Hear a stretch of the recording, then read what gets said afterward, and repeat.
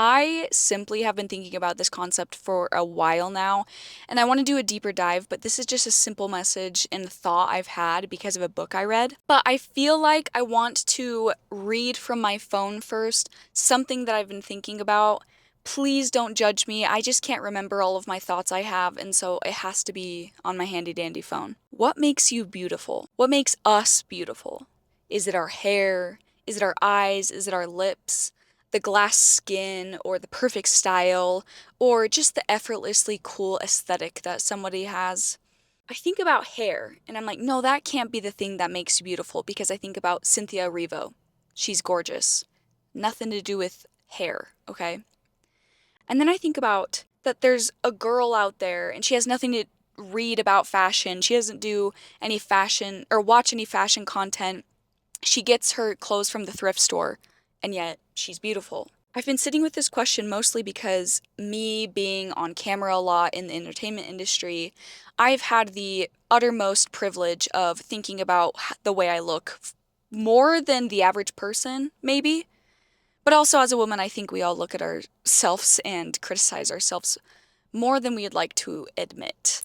And I sit here with this thought of beauty and what makes someone beautiful, and there's an example for every type of beauty out there, and it has nothing to do with the way we look. And so it had me thinking, is there something deeper to the beauty that I am not focusing on? I'm not paying attention to, that I am just missing. Beauty has no shelf life. There was this woman I saw recently, yesterday, when I was going out to eat, and she caught me, and I was just like eating my food, and I looked at her, and I'm like, she is gorgeous. Her features, her aura, aura was so gorgeous, and it had nothing to do with her, but she was just so pretty, and she was probably in her 60s, in her 70s, and I couldn't stop looking at her. I didn't want to be a creep, but I just like, there was something about her. And I've had that happen so many times. And what I'm saying here is it's so much deeper than the way you look, and this is something that I want to cultivate for myself. No matter the age I'm wearing, no matter the look I'm wearing that day or that week, or my hair or the lack thereof or anything, there's something deeper that I think we can all do to have ageless beauty, to have timeless, ageless beauty. And I first want to read from this book that I literally, it saved my life. This book is called A Return to Love by Marianne Williamson. And I want to read a few pieces of her book because I think it sums up a lot of what we think and also what to do about it. So she says, part of our cultural neuroses has been abhorrent of age. Like anything else, age will only transform when we have first accepted it as it is. Many of us think age is so terrible, so unappealing, so unsexy, when actually those are just thoughts we have. Walking down the street in Paris, French women in their 50s and 60s exude a mature sexuality. Here we tend to hold on to the thought that women that age are over the hill. Let's change our minds. Let's remember that the longer we live, the more we know, and the more we know, the more beautiful we are. We can actively create a new context for the experience of aging by shifting our outlook towards older people in our society. And she goes on to talk about, like, in other cultures, not Western cultures, they embrace age. They love the elders. They respect the elders. They really have them become a part of a society or remain a part of society, but in westernized culture, it's not the same. They're kind of ostracized, or it feels like they are. And especially in entertainment, like, there's all these rules of like, you're over the hill after this age, you have a shelf life. And then I started thinking about people that just don't give a damn about rules because the rules are stupid anyways. And one of those role models that I have for us today is Pamela Anderson. Oh my gosh, Pamela Anderson just exudes everything I want to talk about with this video. It was probably like 3 years ago, 5 years ago, 3 years ago, Paris Fashion Week. She decided not to wear makeup. And there's this clip of her where she's like, I didn't think I was doing anything crazy. I just like didn't feel like I needed to compete with the clothes that I was wearing and the other people there.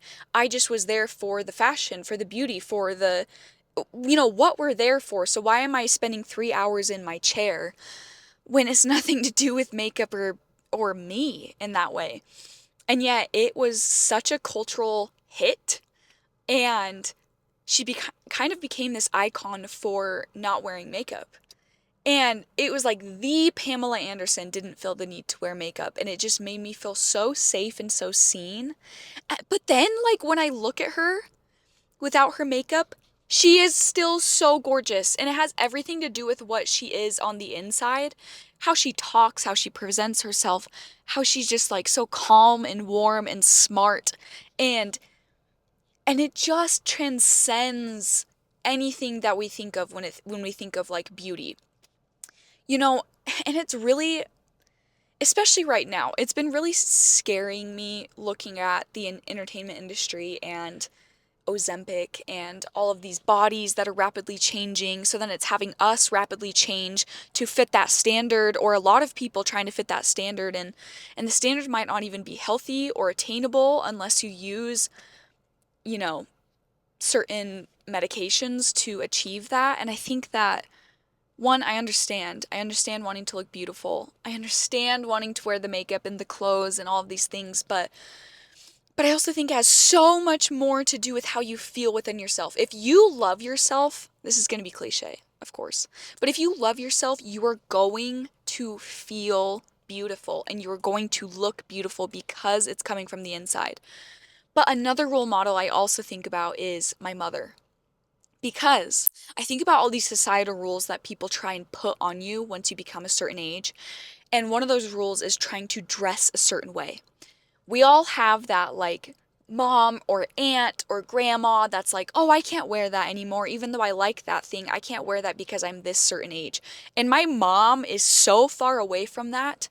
And I love her for that. That woman still wears all of the cool sneakers, has the coolest outfits of all time, will wear bright colors, will wear baggy jeans, like get into the trends. And I just love her for that. But also, I feel like you don't need to be tied down to any sort of look just because the age you are. And I also think that spiritually ages you more. And maybe that sounds a little weird, but I really think, well, okay, that's a lie. It's not even me just thinking this. There's this study that I looked into, but I forgot to put it in my notes, and so you're going to have to go look at it yourself, or I can put it down in the description box below. But it was where they took these people from old folks' homes and they moved them for probably a few weeks to this other kind of setup, like this apartment. And what they did was they reversed time in that apartment. And they changed the dates back to when they were younger. They changed their clothes to when they were younger. They changed the music, everything to when they were younger. And even just anecdotally, their caretakers, their spouses that came to visit them, or their family members that came to visit them started saying that they just were moving with such ease. They had the light back in their eyes. They like weren't inundated with all this with all these limiting beliefs with their age. And I think if there's one thing that you can do, it's that you do not have to limit yourself by the clothes you wear or the things you do or you don't do because of your age. I love and hope for myself and for you and for anybody listening to this to realize that you can always be expanding, you can always be doing the activities or the things. And like yesterday, I went on a hike and there was this like elderly couple and they were mountain biking. Okay? I wouldn't even dare to mountain bike. And they were doing it. And obviously, there's some safety things involved. Don't get me wrong. There's some safety things involved.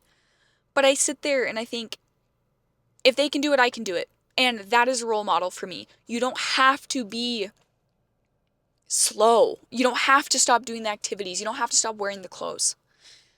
And it really, really sat with me this week. And there's another part in this, A Return to Love, that I was reading. And she says this: As we exist today, an aging body reflects the heaviness of our pained and worried thoughts. As we begin to travel more lightly within the body and our minds, we give up constant preoccupation with body thoughts. Aging becomes a different experience. I read somewhere that the Virgin Mary never aged, although she lived into her 50s. I can see why. If we were to achieve a state in which only love and caring filled our minds and neither past nor future lay as burdens on our shoulders, aging would become a youthful process. Spiritually, we should be getting younger the older we get, since the only purpose of time is that we learn to more consistently relinquish our attachment to form. Then the body springs into a perfect life, a healthy instrument, and a thing of joy. Now, obviously, this is way easier said than done. Obviously. I literally have an episode, 2 episodes ago, where I talk about how I lost my hair recently due to a thyroid issue that I've been having. And yeah, that was hard. It's still hard. If I think about it, it's still hard.